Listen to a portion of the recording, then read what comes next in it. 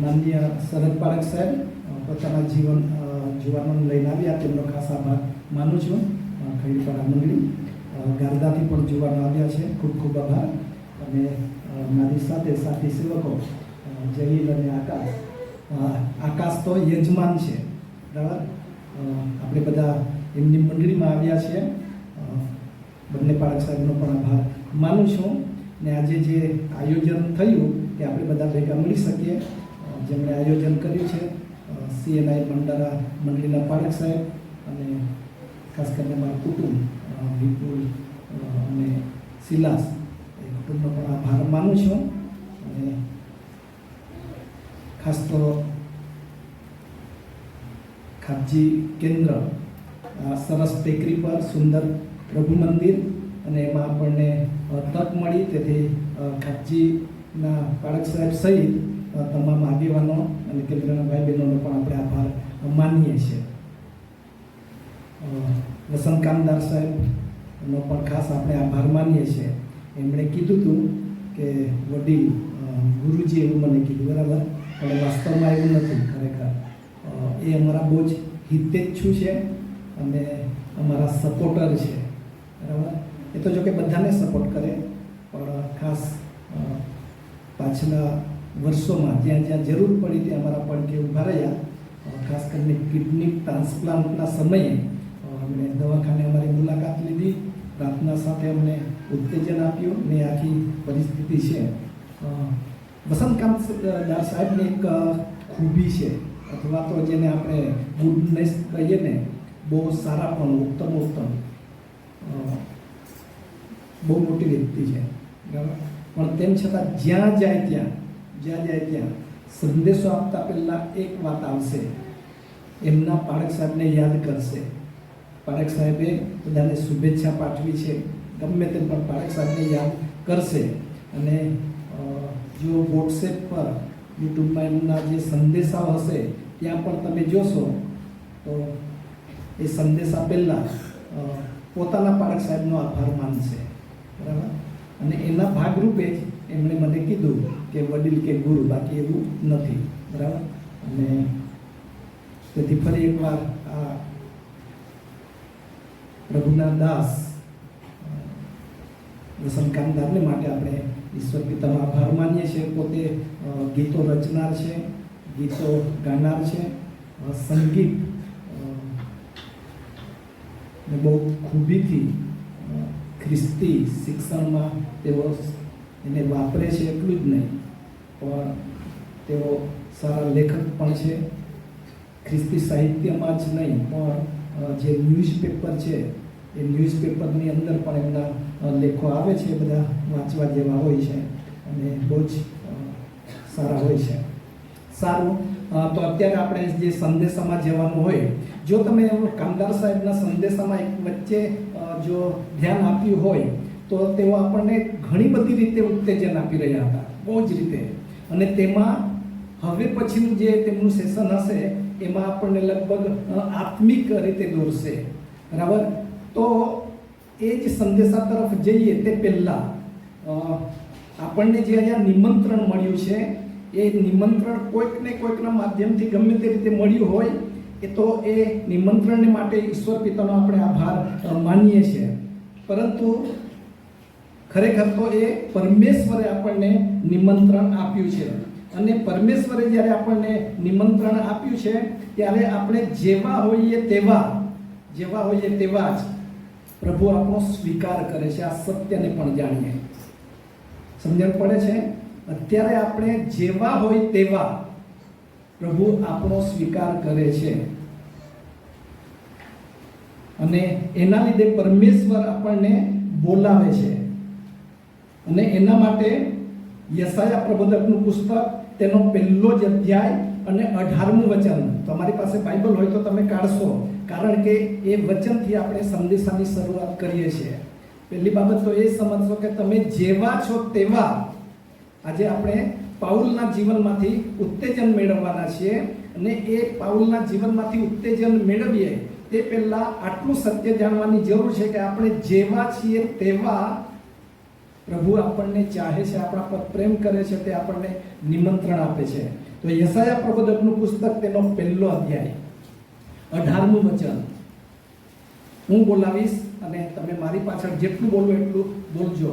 યહોવા કહે છે, આવો આપણે વિવાદ કરીએ. તમારા પાપ જો કે લાલ વસ્ત્રના જેવા હોય તો પણ તેઓ હિમ સરખા શ્વેત થશે. જો તે કિરમજના જેવા રાતા હોય તો પણ તેઓ ઊન સરખા થશે. તમારા પાપ જો કે લાલ વસ્ત્રના જેવા હોય તો પણ તેઓ હિમ સરખા શ્વેત થશે. પછી શું લખ્યું છે? જો તે કિરમજના જેવા રાતા હોય તો પણ તેઓ ઊન સરખા થશે. પરમેશ્વર નિમંત્રણ આપે છે, આવો વિવાદ કરીએ. ખુલ્લે ખુલ્લા જેવા છે તેવા જ પરમેશ્વર આપણને બોલાવે છે. મારી સાથે વાત કરો, હું તમારી સાથે વાત કરવા તૈયાર છે. બાઇબલમાં બીજી જગ્યાએ એમ લખ્યું છે કે તમે પરમેશ્વરને જો મળવા તૈયાર થાવ તો પરમેશ્વર તમને સામેથી મળવા તૈયાર છે. તમે પાસે આવો, હું તમારી પાસે આવું છું. આ આપણા પરમેશ્વર છે અને એ પરમેશ્વર આપણને વાતચીત કરવાનું કહે છે, વાદ વિવાદ કરવાનું કહે છે, ચર્ચા કરવાનું કહે છે. એને કદાચ તમે પ્રશ્ન પૂછી શકો કે હું તો આવો ભયંકર પાપી છું, આ રીતે મારું જીવન બગડી ગયું છે, આ રીતે મારું જીવન ખલાસ થઈ ગયું છે, અને એનું કદાચ વર્ણન કરવા માટે યોગ્ય શબ્દ નહીં મળે એવું જે જીવન બરબાદ થઈ ગયું છે, ગમે તે પરિસ્થિતિ હોય, પણ આપણો જે પરમેશ્વર છે એ પરમેશ્વર એવા પાત્રોને શોધીને શું કહે છે કે એમને બરફ જેવા ઉજળા, શ્વેત, પવિત્ર, શુદ્ધ કરીશ, બરાબર, અને ઊન સરખા મુલાયમ અને નાજુક. હૃદય ભૂંડાઈથી ગમે એટલું બગડી ગયું હોય ને તો પણ યશાયા આગળ જતા એવું કહે છે કે હું તમને નવું હૃદય આપીશ. તે બહુ કોમળ હશે. તો આ રીતે આપણે જેવા છીએ તેવા જ પ્રભુની પાસે આવીએ. અને ઘણીવાર છે ને રાહ જોવામાં મજા નથી. અમે ક્યારેક એક રમૂજ વાત કહું કે કોઈ નદીમાં કોઈ છોકરી પડી હતી, બરાબર, બધા જોતા હતા પણ કોઈ મદદ કરવા તૈયાર નહોતું. અને એક છોકરાને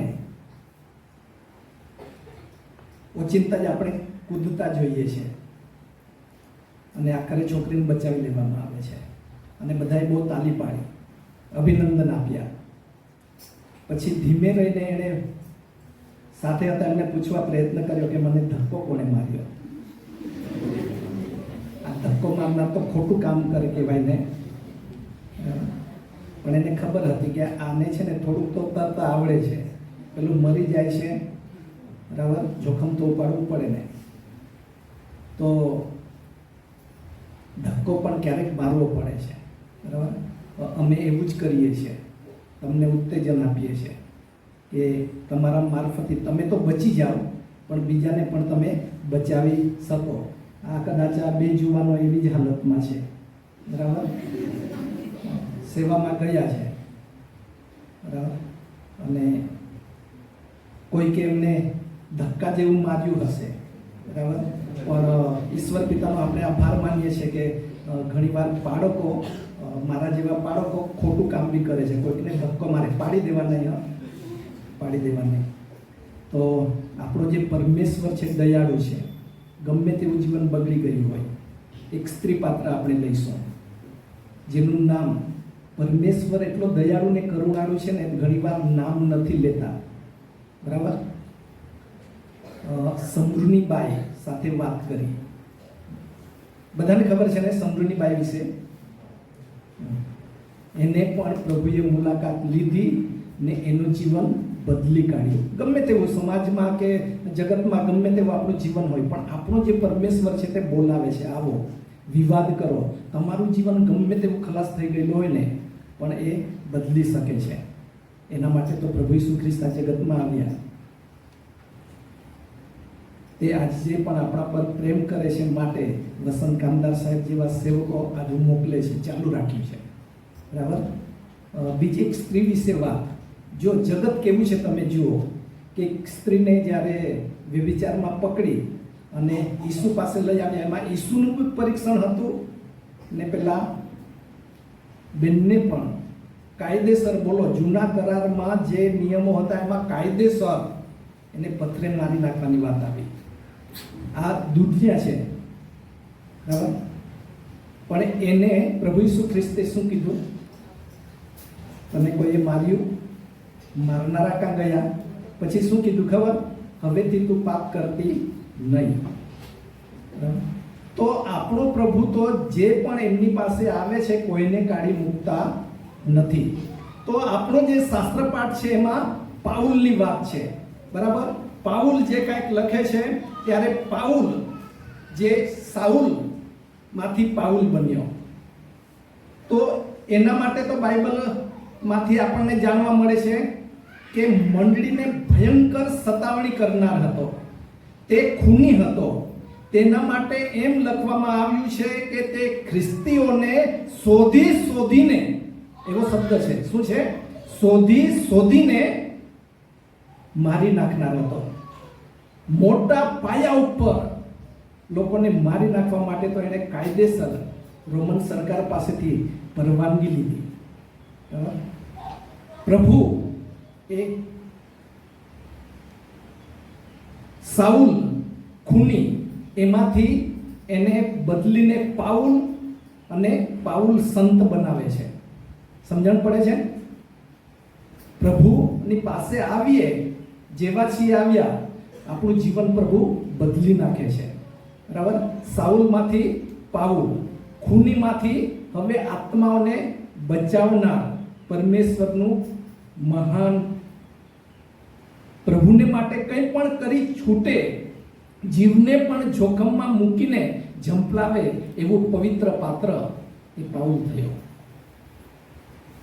તો આપણે જેવા છીએ તેવા જ જો પ્રભુના હાથમાં હોઈએ તો પ્રભુ આપણને બહુ જ અજાયબ રીતે, આશીર્વાદ રીતે વાપરી શકે છે. અને તેથી આજની આ રિટ્રીટમાં આપણે આપણા પોતાના માટે વિચારીએ કે ભલે આપણે જેવા હોય તેવા, પણ જો પરમેશ્વરના હાથમાં સોંપાય તો પ્રભુ આપણને અજાયબ રીતે વાપરી શકે છે. આ એ જ પાત્ર છે. એ પાત્ર સુધી પહોંચતા માટે આપણે જરા ઉત્પત્તિથી જઈએ કે જેથી બપોરનો સમય છે, તમે જરા સાંભળી શકો. એના માટે તમે પણ સામેલ થાઓ. ઉત્પત્તિમાં કયા પાત્રને પરમેશ્વરે નામ લઈને બોલાવ્યો અને સાથે સાથે નામ 2 વાર સાથે ને સાથે બોલાવ્યું? ઝડપથી, જેને નામ લઈને બોલાવ્યો હોય તે જલ્દી બોલો, એટલે જેથી આપણે આગળ વધીએ. આદમ, પણ જોરથી બોલો ને.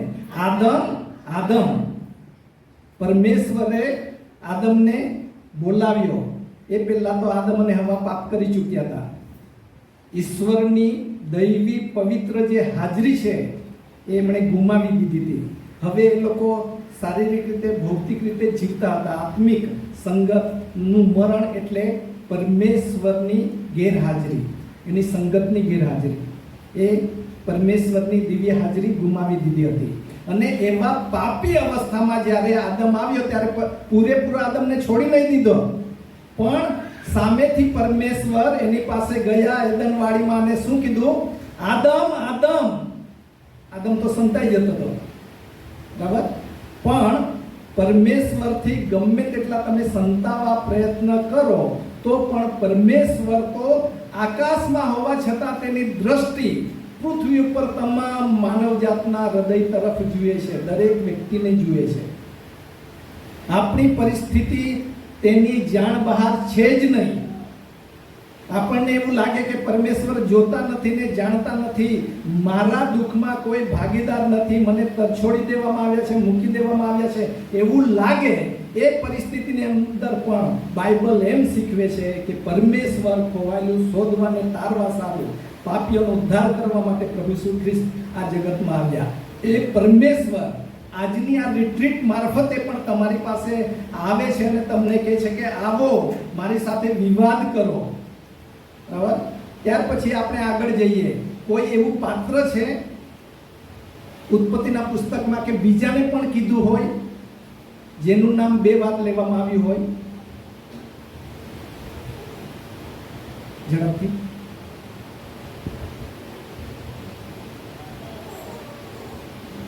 બાળ સમુએલ સાથે વાત કરે, આદમ સાથે વાત કરે, તો પરમેશ્વર તો બાળક સાથે પણ વાત કરે, એને પણ બોલાવે. શું કીધું? Samuel, Samuel.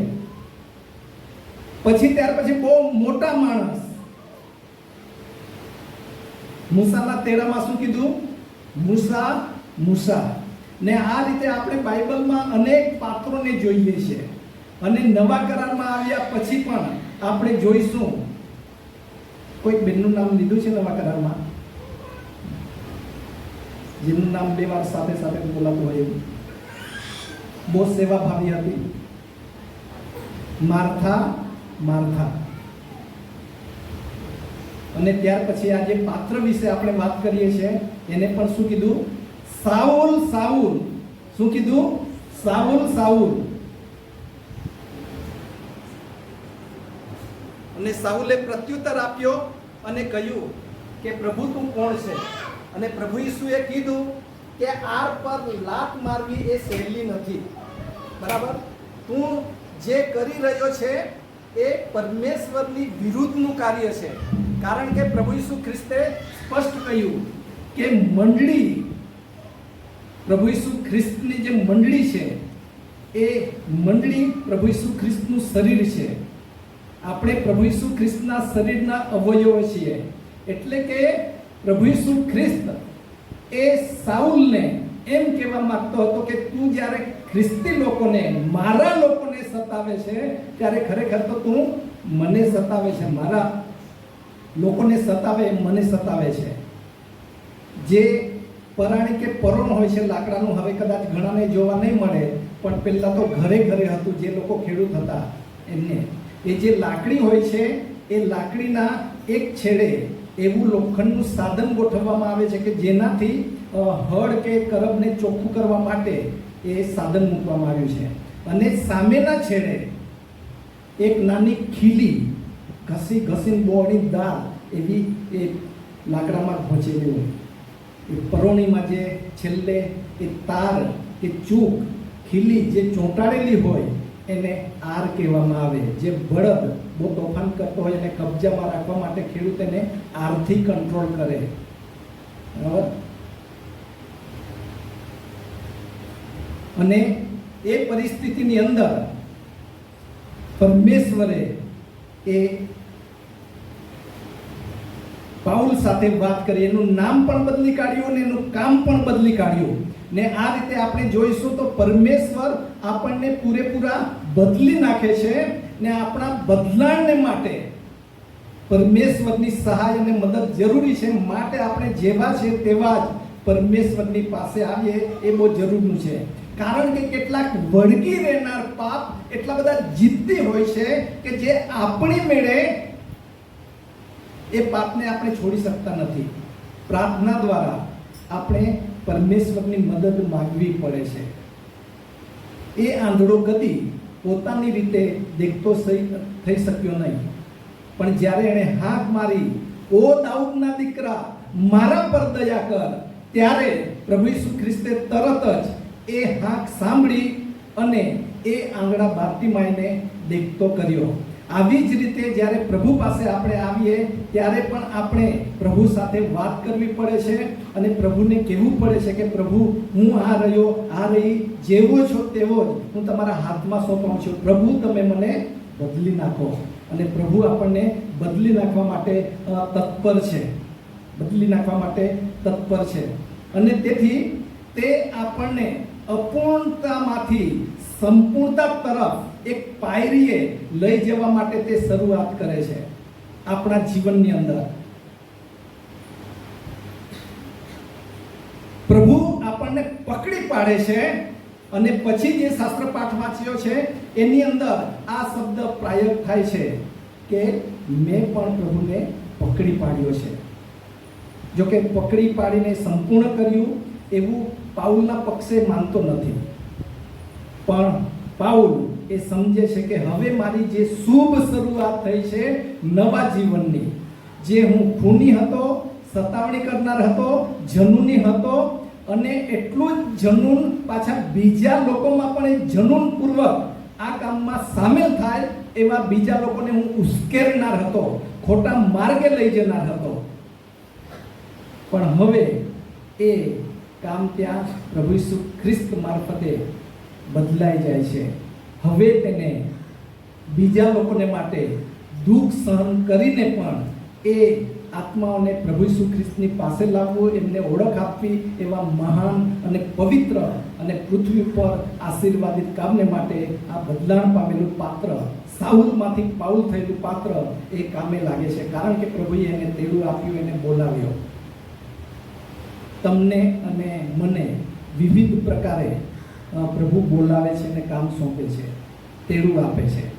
બધાને તે વાપરવા તૈયાર છે, બધાને તે ઉપયોગમાં લેવાના છે. જ્યાં છો ત્યાં જેવી પરિસ્થિતિ હોય એવી પરિસ્થિતિમાં પણ તે તમારા ઉપયોગમાં લેવા માગે છે. અને તેના માટે આપણે એક કામ કરવાનું છે, અને તે આપણે પાઉલની સાથે આપણે પણ એ બાબતને શીખવાનું છે કે ધ્યાનમાં લેવાનું છે કે જે પાછળ છે તે ભૂલી જવાનું છે.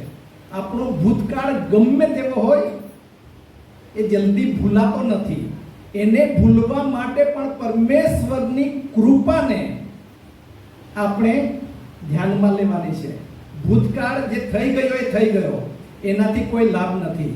હવે જે પ્રભુ ઈસુ ખ્રિસ્ત આપણું જીવન બદલી કાઢે છે, પ્રભુ ઈસુ ખ્રિસ્તનું લોહી સગળા પાપથી આપણને શુદ્ધ કરે છે, જે શુદ્ધતામાં, પવિત્રતામાં આપણને નવા જીવનનો આશીર્વાદ મળ્યો છે, એ આશીર્વાદોમાં આગળ વધવા માટે જે પાછળ છે એને વિસરી જવાનું છે, ભૂલી જવાનું છે. જો કોઈ પણ વાહન ચાલક પાછળ જોઈને હાંકે તો શું થાય? વાહન ચલાવી શકાય? પાછળ જો એટલાકમાં તો આગળથી કોઈ ઠોકી દે. હા, પાછળ જોવાની જરૂર છે, પણ એ તો એના માટે જે વ્યવસ્થા આપી હોય ને એમાં જ જોવાનું. જે આઈનો અરીસો મિરર આપ્યું હોય ને, પાછળ જોવાનું કે સાઈડમાં જોવાનું, એનો જ ઉપયોગ કરવાનો. પણ દ્રષ્ટિ તો આગળ જ રહે, દ્રષ્ટિ તો આગળ જ રહે. અને તેથી આ જે પાઉલ છે એના જીવનમાંથી આપણે આ શીખીએ છીએ કે કેટલું અજાયબ જેવું કે એણે આપણને બહુ સુંદર શિક્ષણ આપ્યું કે જે પાછળ છે એ ભૂતકાળ છે એને ભૂલી જાઓ અને આગળ વધો, આગળ વધો. કમદાર સાહેબે આપણને આગળ વધવા માટે બહુ જ ઉત્તેજન આપ્યું, બરાબર? અમે બાળક છીએ એટલે બાળકની રીતે તમને કહીએ છીએ કે આગળ વધો. અને આગળ વધવા માટે પાછળ છે ભૂલી જવું પડે. કેટલાક પાપને લીધે આપણા ભૂતકાળમાં એવા દુઃખો આવ્યા હોય, એવી માનસિક ઘા લાગ્યા હોય, એવી લાગણીઓ આપણે ઘાયલ થયેલી હોય કે ભૂલી જવું અઘરું છે. ઘણા લોકો કહે છે કે મારાથી નહીં ભૂલાય, ગમે તે થાય પણ હું નહીં ભૂલું. પણ એ જે ભૂલવાની જે કૃપા છે, એ કૃપા ત્યારે આપણને એમાં વધારે પરમેશ્વરની કૃપા પ્રાપ્ત થાય છે કે જેમ પરમેશ્વરે આપણને માફ કર્યા છે એમ આપણે પણ આપણા વહાલાઓ હોય ને એમને માફ કરીએ. ભૂલી જવું એટલે આપણું જ ભૂલી જવું એવું નહીં, આપણા માટે જેઓએ કંઈક નુકસાનકારક કર્યું હોય એ પણ ભૂલી જવાનું. અને એમાં એ આશીર્વાદ છે, એમાં આગળ વધવાની તાકાત છે. પેલા બે દેવાદારો હતા, એમાં એવું જ હતું કે પહેલાનું દેવું માફ કર્યું બાદશાહે કે રાજાએ, અને એ જ જે દેવાદાર હતો જેનું માફ કરવામાં આવ્યું એનો પણ પાછો બીજો દેવાદાર હતો. તો ઘરે જઈને પેલા દેવાદારને જે લેણદારીની પાસે હતો એને તડી પાડી કે ભાઈ તું મારું દેવું છે, તારી પાસે જે લેવાનું છે તે આપી દે. એટલે કીધું કે સમય આપું, આપી દઈશ. ના ના, આજે ના, જે પઠાણી ઉઘરાણી કરી, બરાબર, અને નહીં માને તો હું તને પોલીસમાં લઈ જાઉં છું, ને લઈ બી ગયો અને પુરાવી બી દીધો. પણ જ્યારે ખબર પડી પેલા રાજાને કે જેણે માફ કરેલું, એને ખબર પડી કે જેને જે માફ કર્યું ને એણે તો એના દેવાદારને માફ નહીં કર્યો, તેને જેલમાં પુરાવ્યો. બાઇબલમાં પ્રભુ ઈસુ ખ્રિસ્તે આપેલું દ્રષ્ટાંત છે. તો આગળ વધવા માટે જેમ પરમેશ્વરે આપણને ક્ષમા આપી છે, આપણું બધું જ ભૂલી ગયા છે, આપણને આશીર્વાદ આપ્યો છે, એ જ રીતે આપણે પણ આ ભૂલી જવાનું પ્રભુ ઈસુ ખ્રિસ્તનું જે શિક્ષણ છે, માફ કરવાનું, જતું કરવાનું, એ આપણે કરવું પડે. મંડળીની અંદર જો સેવામાં પ્રભુ વાપરવા માંગતા હોય તો આ મોટો આશીર્વાદ છે, એ માફ કરવાનું. પ્રભુએ માફ કર્યું છે એમ આપણે પણ માફ કરવાનું. પાછળનું જે છે તે વિસરી જવાનું, તો જ આપણે આગળ વધી શકીએ. બરાબર. જોકે આમાં એક વાત તમને પાછો યાદ કરી દઉં, એ જે હઠીલા પાપો છે ને એનું પ્રભુ ઈસુ ખ્રિસ્ત આપણને પૂરેપૂરા માફ કરી દે, ક્ષમા આપી દે, શુદ્ધ કરે, ચોખ્ખા કરે. પણ એ હઠીલા એટલા છે ને પાછા આવે. એ પરિસ્થિતિની અંદર આપણે પ્રાર્થના છે, બીજાને માફ કરવાનું છે, અને સારી જે સેવા છે એ સેવા કરવામાં આગળ ને આગળ વધવાનું છે. તો તેમાં વળગી રહેનાર પાપ દૂર રહી શકે, અને માટે વચનોનો સતત આપણે ઉપયોગ કરવો પડે.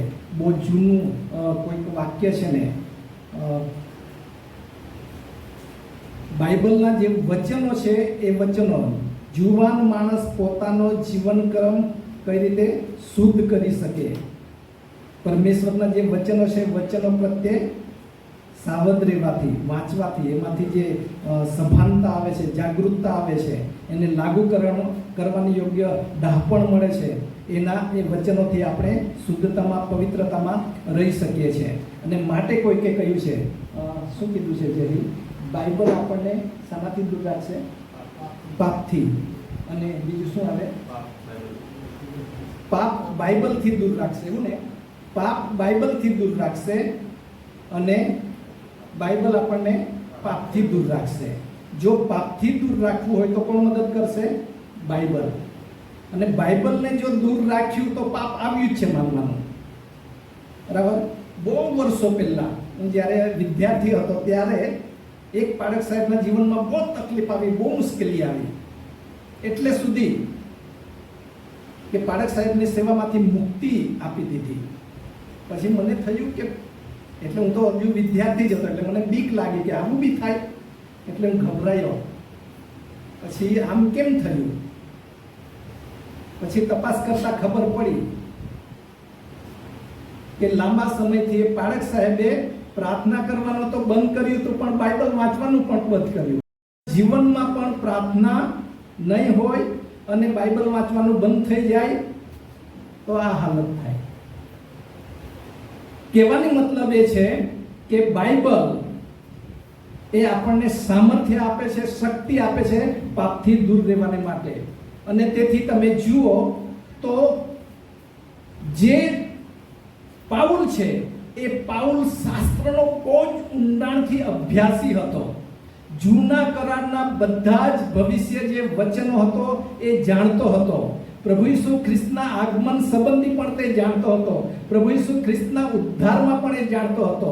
પણ વધારે શિક્ષણમાં એટલો બધો ઘેલો થઈ ગયો હતો કે જનૂની થઈ ગયેલો, એને ધાર્મિક જનૂન કહેવાય. અને પ્રભુ એને સીધા રસ્તા પર લાવે છે, સીધા રસ્તા પર લાવે છે. અને પછી એ જ વચનોનો એ સારા કામમાં, પ્રભુના મહિમા માટે, લોકોના કલ્યાણ માટે એ વચનોનો ઉપયોગ કરે છે. વચનોનો દુરુપયોગ પણ થાય છે, વેપાર પણ થાય છે. આ દિવસોમાં આપણે કાળજી રાખીએ. અને ખાસ કરીને આપણે ત્રીજી બાબત એ છે કે પાઉલે એક બીજી બાબત એ કરી. જો ભાઈ, પ્રભુ ઈસુ ખ્રિસ્ત સાથે એની મુલાકાત થઈ, એ સમજ્યો, એને પાપોની ક્ષમાની મળી, નવું જીવન મળ્યું, એનો અનુભવ થયો. અને પછી એણે એ પણ નક્કી કર્યું છે કે હવે જે જૂનું થયું એ ભૂતકાળ થઈ ગયો છે, ભૂતકાળને યાદ કરવા જેવું નથી. કારણ કે ભૂતકાળને યાદ કરીશું તો ભવિષ્યને ભૂલી જઈશું. અને માટે તે ભૂતકાળ ભૂલી ગયો, પણ ભવિષ્યને માટે તેણે પોતાના જીવનમાં ફોકસ, એક ધ્યાન કેન્દ્રિત કર્યું. કોઈક લેખકે ભજન સંગ્રહમાં ગીત છે ને, મારા પ્રભુના સ્તંભ સિવાય બીજું ન જાણું કાંઈ, એવું છે ને. સરસ ગીત છે, બહુ સરસ ગીત છે, ગવાય છે. પણ આ જે વચન આધારિત આ ગીત બનાવ્યું છે, તો આ વચન પાઉલનું છે. મારા પ્રભુના વધસ્તંભ સિવાય બીજું કંઈ ન જાણું, પાઉલનું છે, પાઉલનું છે. વધસ્તંભ ઊંચકીને વધસ્તંભ પર જે પ્રભુ ઈસુ ખ્રિસ્ત મરણ પામ્યા, એ વધસ્તંભ ઉપર એણે ધ્યાન કેન્દ્રિત કર્યું. ને એટલે સુધી ધ્યાન એણે કેન્દ્રિત કર્યું કે એક તબક્કો તો એવો આવ્યો કે વધસ્તંભે જડાયેલા ખ્રિસ્તની સાથે હું પણ વધસ્તંભે જડાયો છું. અને જે અજાત જેવી સાક્ષી છે, અને તે પાઉલ જ કહી શકે.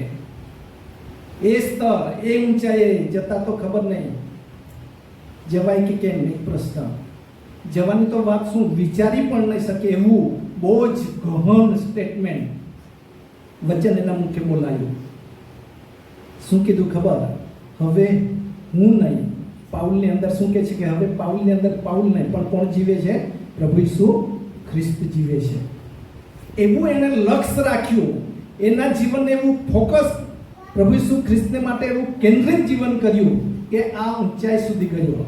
ખ્રિસ્ત એનામાં જીવે, એ ખ્રિસ્તને માટે એવો જીવ્યો કે ખ્રિસ્ત એનામાં જીવે. ને આ રીતે તેણે કેન્દ્રિત કર્યું. સમય મારો પૂરો થયો, બરાબર? તો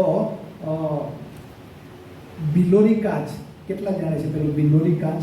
ક્યારેક બાળકોના હાથમાં આવી જાય તો રમવાની બહુ મજા આવે, પણ જોખમવાળી રમત. બિલોરી કાચ, જે કાચથી સૂર્યના કિરણો આ એક જગ્યાએ કેન્દ્રિત થાય, તો પછી જ્યાં કેન્દ્રિત કરે ત્યાં શું થાય? સળગી ઉઠે, સળગી ઉઠે ને. પણ આમ સૂર્યના કિરણો સળગાવી નથી ઉઠતા, બધાને પ્રકાશ આપે, સરસ અજવાળું આપે. ઘણા દિવસ સુધી વાદળ છાયું રહે તો આપણે જે દિવસ સારા નથી, સમય સારો, કંટાળો આવે. બરાબર? સરસ જે સૂર્યના કિરણો છે આપણને ગમે. પ્રકાશ માટે કિરણો જરૂરી છે, પણ એ જ કિરણોને જ્યારે કેન્દ્રિત કરવામાં આવે ત્યારે સળગાવી શકાય. પ્રભુના કાર્યમાં સળગવું હોય ને સળગાવવું હોય ને બહુ અજાબ જેવું કામ કરવું હોય, તો પાઉલે જે ધ્યેય ગોલ નક્કી કર્યો એવું આપણે પણ પ્રભુ ઈસુ ખ્રિસ્તમાં આપણને જીવનમાં આપણે જીવનને કેન્દ્રિત કરવું પડે. ઘણું બધું છોડી દેવું પડે, આજુબાજુ જવું નહીં. જે રમતવીર છે એ રમતવીર આગળ જ જુએ છે. હું દોડ્યો છું એવું કે છે પાઉલ. દોડ પૂરી કરી છે, અને ફક્ત એ દોડતો નથી, પણ શરતમાં જેમ દોડનાર દોડે છે તેમ એક જ ધ્યેય, જે પેલી ફિનિશ લાઈન આવે ને છેલ્લે, એ જ દેખાય, એ સિવાય બીજું કંઈ નહીં. જો એકાગ્રતા નહીં હોય તો આજુબાજુ અથડાઈ જવાય, ગોલ ચૂકી જવાય. પણ આપણા જીવનની અંદર જ્યાં જુવાનોની વાત આવે ત્યાં આપણને એટલું જ જરૂરનું છે કે આપણે પ્રભુ ઈસુ ખ્રિસ્તમાં આપણા ભવિષ્યને માટે ફોકસ કરીએ. કામદાર સાહેબે તો આપણને બહુ મહેનત કરવાનું કીધું, વાત સાચી છે. પ્રભુ ઈસુ ખ્રિસ્તમાં પણ કોઈ કાર્ય કે સેવા કે મહેનત વ્યર્થ નથી. તમે તમારું જીવન પ્રભુ ઈસુ ખ્રિસ્તમાં આવું કેન્દ્રિત કરી શકો છો અને આગળ ધપી શકો છો અને આ શાસ્ત્ર પાઠને હવે તમે આગળ વાંચી શકો છો. સંપૂર્ણ થઈ ગયા છે એમ નહીં, પણ હજુ સંપૂર્ણતાની પાયરી આપણે આગળ વધતા છેલ્લું એક વચન જોઈને આપણે બંધ કરીએ છીએ. એના માટે ફિલિપીઓને જે પત્ર આપણે વાંચ્યો છે એ કાઢીએ અને પહેલા અધ્યાયમાં એક વચન છે એ આપણે જોઈએ. 6મું વચન એ વાંચીને આપણે મંડન બંધ કરીશું. ફિલિપી 1 અને 6 સાથે વાંચીએ. જેમની પાસે બાઇબલ છે કાઢશો અને પૂરું કર્યું છે. ફિલિપીઓને પત્ર 1લો અધ્યાય અને 6મું વચન. જેમણે તમારામાં સારા કામનો આરંભ કર્યો તે ઈસુ ખ્રિસ્તના દિવસ સુધી તેને સંપૂર્ણ કરતા જશે એવો મને ભરોસો છે. Hallelujah, praise the lord. જે પ્રભુ ઈસુ ખ્રિસ્તે તમને પકડી લીધા છે, કે તમે પ્રભુ ઈસુ ખ્રિસ્તને પકડી લીધા છે, જે પ્રભુ ઈસુ ખ્રિસ્તે તમને નિમંત્રણ આપ્યું ને બોલાવ્યા કે આવો મારી સાથે વાદ વિવાદ કરો, તમારા પાપ ગમે તેટલા હોય, ગમે તેવા હોય, ભયંકરમાં ભયંકર, બધા જ પાપને તે ક્ષમા આપવાને માટે શક્તિમાન છે. એવા પરમેશ્વર ખૂનીમાં ખૂની સાઉલને પણ પાઉલ બનાવીને તેના મહિમા માટે ઉપયોગમાં લેવા માંગતા હોય તો તે આપણા માટે પણ આ જ તક આપે છે. અને એ તક જ્યારે તમે ઝડપી લો છો તો એક તમારામાં ને મારામાં એક કામનો શુભ આરંભ થાય છે, શરૂઆત થાય છે. અને પાઉલ કહે છે કે ભાઈ મારા જીવનમાં પણ શરૂ થયું, તમારા જીવનમાં પણ જો શરૂ થાય તો એ શરૂ કરાવનાર ને કરનાર જે પ્રભુ છે એ પ્રભુ વિશ્વાસુ છે, તમને વચ્ચે મૂકી દેશે નહીં. પ્રભુ ઈસુ ખ્રિસ્તનું જે આગમન થશે અથવા તો આપણું આગમન આકાશ માટે થઈ જાય ત્યાં સુધી એ કામને સંપૂર્ણ કરતા જશે એવો મને પૂરો વિશ્વાસ છે. કારણ કે પ્રભુ વિશ્વાસુ છે. એવા વિશ્વાસુ પ્રભુને પાઉલ બરાબર ઓળખે છે, એની સાથે ઓતપ્રોત થઈ ગયો છે, તેણે સાક્ષી આપી છે કે એ તમારા જીવનમાં સંપૂર્ણતા સુધી તમારી સાથે રહેશે. આવો આપણે પ્રાર્થના કરીએ. પરમ કૃપાળુ પરમેશ્વર પિતા, તમે અમારા પિતા છો, માટે અમે તમારો આભાર માનીએ છીએ. પ્રભુ, અમને જે તમે